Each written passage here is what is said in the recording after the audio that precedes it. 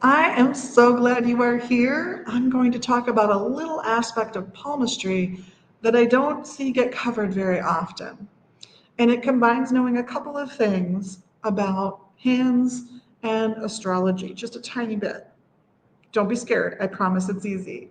So, you might already know that there are three major lines on most people's palms. They are the lifeline, the headline, and the heart line. The lifeline has to do with vitality, the headline, intellectual pursuits, the heart line, yes, emotional pursuits, but also spirituality, which is why it's the top line. You can also divide the segments of your fingers the same way. So you have at the closest to your body, the proximal one, you've got the life, the middle one, the head, the distal one, or the one right at the tip, your heart. Now just combine that with the planets most associated with each of the fingers, and you've got some pretty good information. You've got Mars here. I know you're going to look at me and say there's only two segments. Nope. Here's your heart, here's your head, here's your life in Mars. And think about the energy of Mars. Someone who's going to have lots of outgoing energy, the kind of person who's going to prove themselves by getting into a fight, right?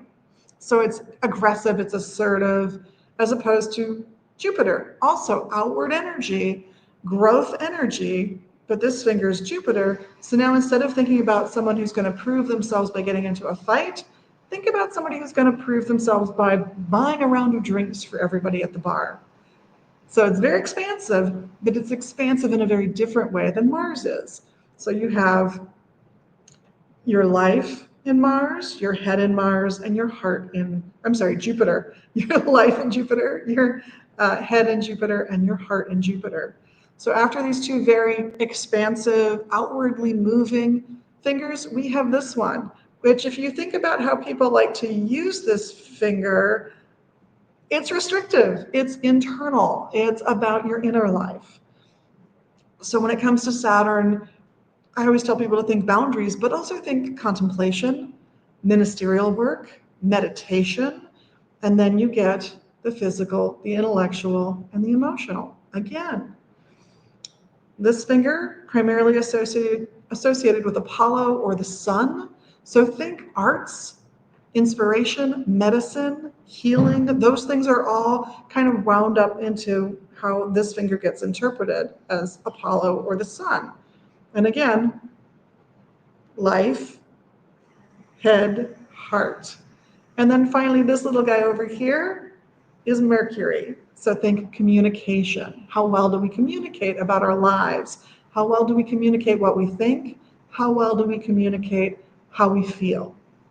So if I look at my pinky, for example, it looks to me like I have probably always been pretty darn good at communicating how I feel, because this is the big one here. Less good, it's probably taken me more time to figure out how to communicate what I think. That probably took practice, rehearsal, trying again and again, but not so much with how I feel. Let's compare that to maybe this finger, where on my contemplation, my inner life, I know what I think. I do know what I think. That I struggled a little bit at one point in my life to communicate what I think doesn't mean I didn't know and didn't understand what I thought I did, according to this.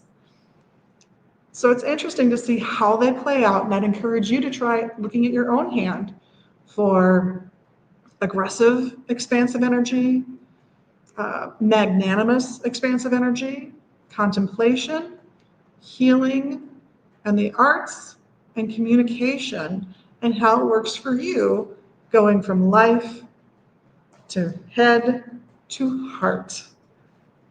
That's your quickie on palmistry for today. Have a great day. We will see you again soon. This is Liz from Magus Books and Herbs in Minneapolis and at magusbooks.com saying, blessed be.